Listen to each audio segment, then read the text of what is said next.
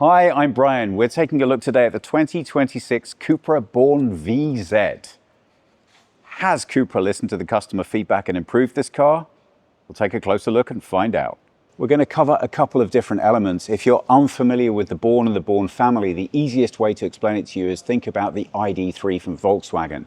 This is the VZ, which is short for Veloz or Veloz. If you're Spanish and my pronunciation is making you upset, I'm very sorry.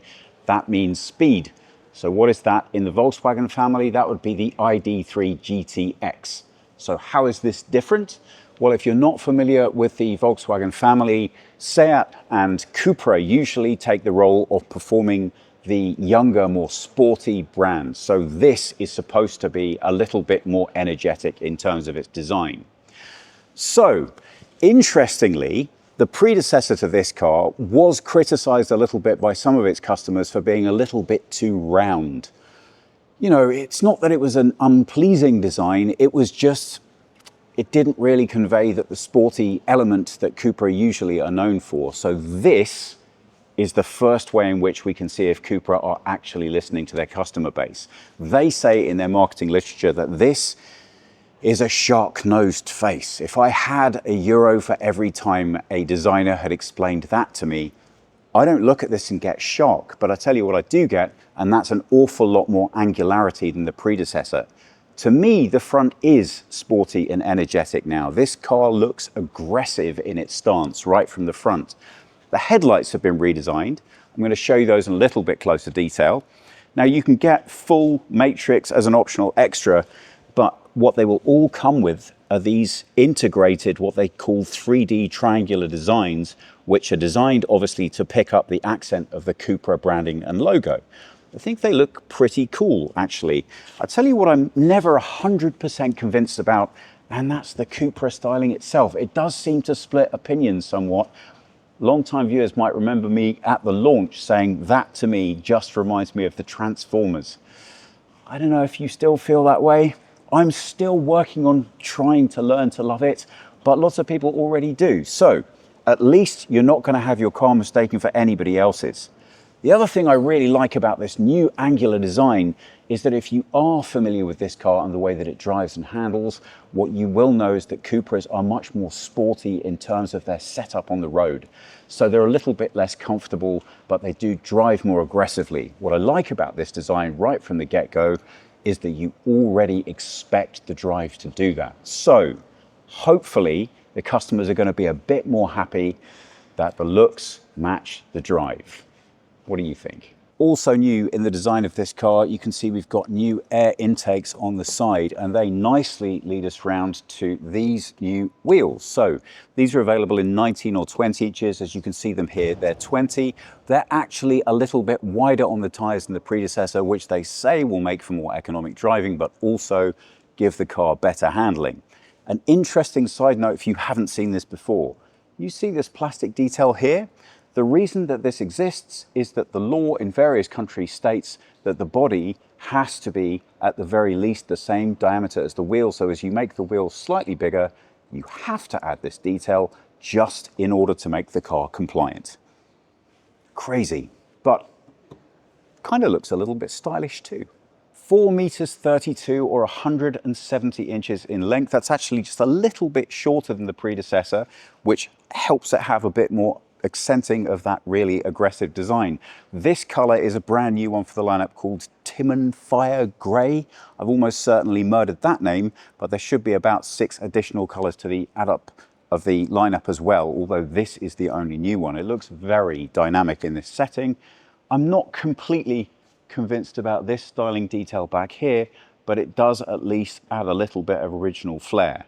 I think it's worth pointing out a little bit lower down on the car, you can see the running board styling. And again, this isn't a particularly new feature, but it just helps the car to feel a little bit more intentional.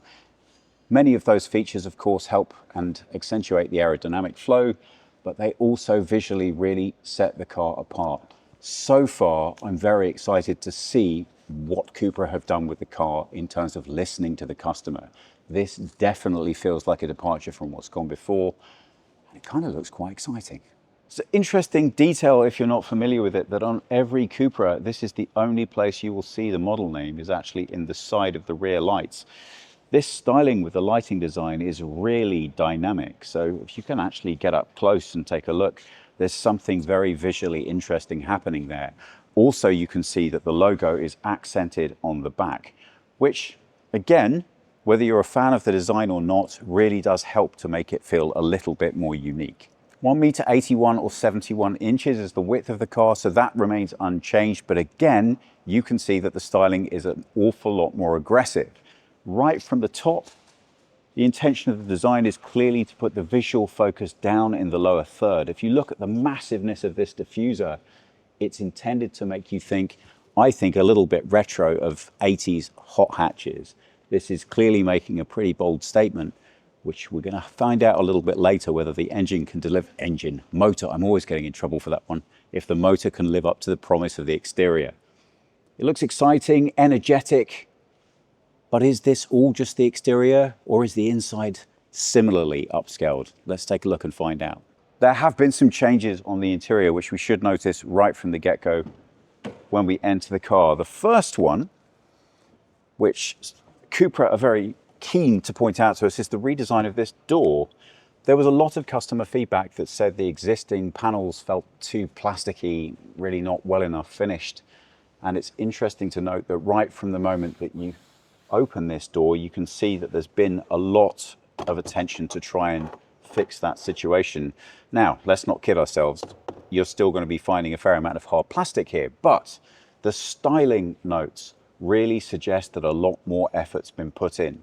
You have the Cupra copper accentuation running, of course, right the way throughout the design, but the mix of materials here is very nice. Anywhere that you actually touch this door, it feels a lot more considered and thought out. It's interesting and worth noting that they're also talking about sustainability with the redesign. So 75% of the main hard surface interior is recycled material, and 73% of the seat. Are they any good? The seats are another place in which attention to detail is really about material use and finish. Now, I'm not going to lie, it's a slightly unusual finish that you have here. I guess the best way to describe it is, have you ever encountered those materials with little bubbles of plastic in them to prevent slipping? It does feel a little bit like that. So it's not the most natural feel, but what I do like about it is that that will provide a good amount of grip when you're sitting in it. This for me is something of an opinion splitter. I've never been massively in love with the Cupra's big plastic presence within their seats, but a seat is all about sitting, not looking. So how does it feel when you actually get in the car?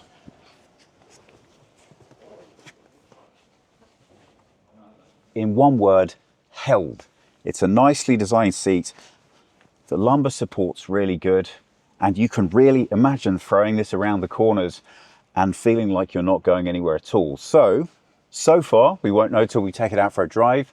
I'd have to say this is a really nice balance from Cupra. You both get the sporty feeling that you want, but at the same time, not too bucket-like, so you can still easily move in and around.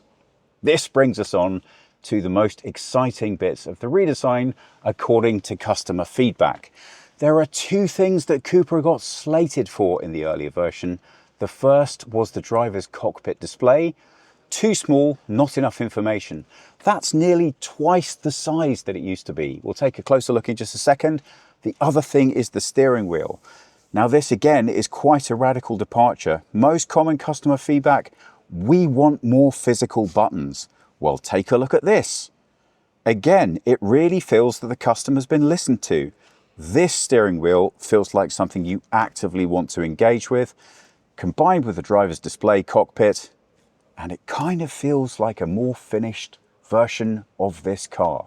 We've got over 10 inches of driver's cockpit now and 12.9 on the infotainment display. Now this might look very similar to you, but again, customer feedback said that there were more than a few glitches in terms of how the display worked. Now, because this is a pre-release car, it's not entirely fair to cycle through it in this way, because all of this is subject to change, and you tend to find on pre-release models that they can be a little bit more laggy and missing some features. So although it's fun to mess around with, the performance that you can see here isn't actually representative of what you'll necessarily get on the standard car. But I think what is worth mentioning is that the updates mean that there should be far less problems with the software, and you will also get further updates that will allow you to understand what can be changed. I think it's a part of the frustration that people have with modern cars, that when you buy a car or you lease a car, often they don't tell you exactly how many updates for how many years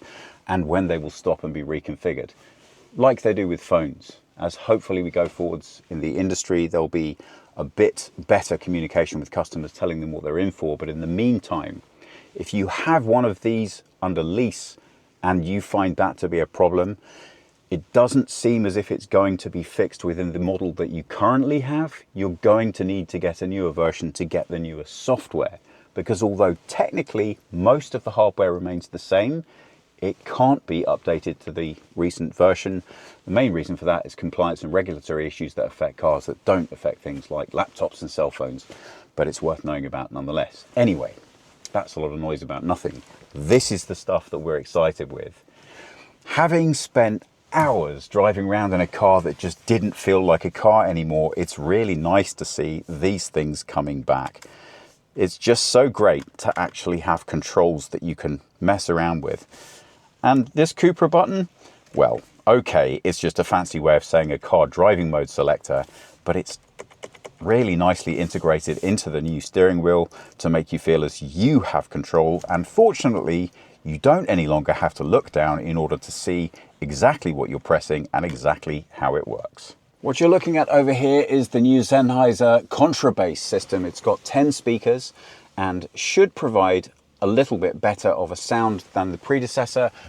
The material selection is really nice throughout this car. They really do give you the impression that they've listened well to the customers. So right as you come throughout, everything that you touch feels well finished and nicely put together. There's nothing here that's radically different. It's just the way that it all sits together. It feels so much more designed and intentional. Well, the next thing that's happening in the life of Cupra is, of course, the launch of the Raval, and that, for argument's sake, is going to be the closest thing to a VW Polo that's now really available across the range in electric form. Why is that relevant? Well, this then falls into what was traditionally the Golf territory. And the reason that matters is, as anyone who's ever owned a Golf knows, being able to fit people and things in the back is somewhat essential. So yes, this might be the hot hatch of the family, but that doesn't change the interior dimensions. And you're not going to buy one of these if you can't fit at least 2 decent sized children in the back of it. Happily, that's still more than possible. A good amount of legroom. Now, this is a bit of an opinion divider, I think. This is, of course, the top line, the VZ. This is all very hard plastic. There are positives to that, which is that if you're transporting children in their football gear, at least you can wipe the seats clean. But it doesn't exactly feel premium, and you're never going to completely convince me that losing the rear pocket here is entirely a justifiable exercise, not least because, given my age, I still have to carry around a road atlas with me. Where am I going to put it? There's no rear pocket. But then on the upside, the children can't put sweet wrappers in it. So, you know, swings and roundabouts, right? Coming further down, well, it's as straightforward as you would expect, I suppose. But I always do like to see this. There is the inclusion of 2 USB-C charge points, so no massive trailing cables going from the front. And the rear seat passengers still feel like they're included too. Headspace is not bad. I'm 5'10" or 178 centimeters, but I do have a very long torso, so you can actually compare me sitting down to around about 6 feet in height. As you can see, it's really not bad. I'm actually pretty comfortable back here. So overall, I would say same attention to detail and nice finishing that you get in the front. My only caveat is just not being in love with the back of these seats. But come on, you're not going to be sitting back here, are you? You're going to be sitting up there. And up there, everything is fine. Well, I still think that practicality in this car segment is key. And if you leave things in the back of your hatchback and don't want them stolen, this is a really good car choice. Why? Well, unless somebody has shown you, I challenge you to know whereabouts the release for the rear is. Did you guess that? I'd love to pretend that we figured that out for ourselves, but unfortunately we had to ask little bit embarrassed, have to admit it. What you're looking at back here is 385 litres of load space, which again is quite important if you're going to compete with people's perception of what they want from this type of car. Now, it's not the biggest boot in the world, but then I don't think that this car is geared exactly entirely to that customer. You can comfortably fit a suitcase in here, and of course the seats will fold flat to give you a lot more space. So, long story short, plenty enough room for sports kit, shopping, and most things you could transport around. But if you regularly want to stick a dog back here, you're gonna need to get a smaller dog. The seats have a 60-40 split for the back, but as you can see, it's always an issue with electric cars. You just can't really optimize the way in which these things sit. So although you can fit a lot more load space through, it clearly is still going to have a little bit of a lip. It's got one of those rather nifty adjustable floors in the back though, so if you want to get closer to flatter, you can. I'm going to show you that right now. Just come around here and fold this seat down too. And then you can see, I'm sure you're used to this from other models, but it's a 2-level proposition in the rear. So we can put this in its, come on now, higher position. There we are. And now you have a much more convenient load space. This is actually a pretty old idea, but it's still really handy, especially for when you want to stick things in the back. And for the rest of the time, you just get a little bit more depth. Again, not a new idea, but I'm always surprised that more cars don't still do this because it is still super handy. Not only the mid-space handrest, but also the ski follow through. Yeah, I know, not everybody owns skis, but it's surprising how often you do find that there are things you want to stick through. Christmas trees, children, dog access, bit of everything really. Baguettes, yeah, baguettes. Let's take a look at the charge point now. We're going to come onto the motors in just a second, but for now, the VZ has, of course, as you'd expect, the highest capacity battery of the lineup. They're claiming that it will do over 600 kilometers range. Of course, we understand that means on a test track with a guy who's weighing as much as an 8-year-old child, probably at 50 miles an hour with a backwind. So realistically, 600 kilometers plus. I'm hoping that you can average out more than 400 in standard use would actually be great and more than sufficient for everyone. Meanwhile, this is going to provide you with not only charging, but also V2L capacity. If you're not familiar with that, that's vehicle to load. And what it means is the battery can work 2 ways. So you can charge up things like laptops, electric bikes, whatever else you need. It's just a handy work through. You should, in fairness, be able to expect that on most electric cars these days. Let's take a look and see what's underneath the hood. Well, obviously no frunk on this one. A kind of a weird and funky bonnet hook though. Look at this. Just sort of sits there resting. Well, as we take a look around, this, of course, is the largest of the available setups. There are 4 different trim levels available in the design. This is the top one, the VZ, then the Endurance, then the Born Plus, and then, of course, entrance level Born. They have battery capacities of between 79 kilowatt hours at the top end for this car, down to 50 at the entrance level. Motors going from between 240 kilowatts for the VZ, that's what we have here, down to 125 for the standard entrance level model. All charging is at 11 kilowatts on AC, and then 185 for DC if you go with this car. So if you go with this car, the largest battery, and you want to charge it fully, it'll take you around about 8.5 hours if you're doing on AC charging, or 26 minutes to half an hour to get to about 80% if you're doing it on DC fast charging. If you're considering buying one of these, I would say from experience, you should be expecting a range of somewhere in the 400 to 450 kilometers, around about there, which I think for most people should be more than enough. Well, that about wraps it up for now. I think there's a huge amount to feel positive about in terms of what they've achieved with this car. It really does feel as if they've actually listened to their customers. This to me is sportier, more agile, more aggressive, more muscular visually. But thank goodness the cockpit has changed. So it does actually feel as if intentionally they want the driver to enjoy the experience of sitting behind it. Sorry, Cupra, I just didn't get that feeling from the predecessor.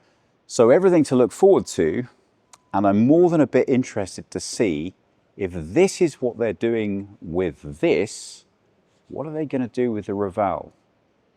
We'll have to wait a little bit longer to find out.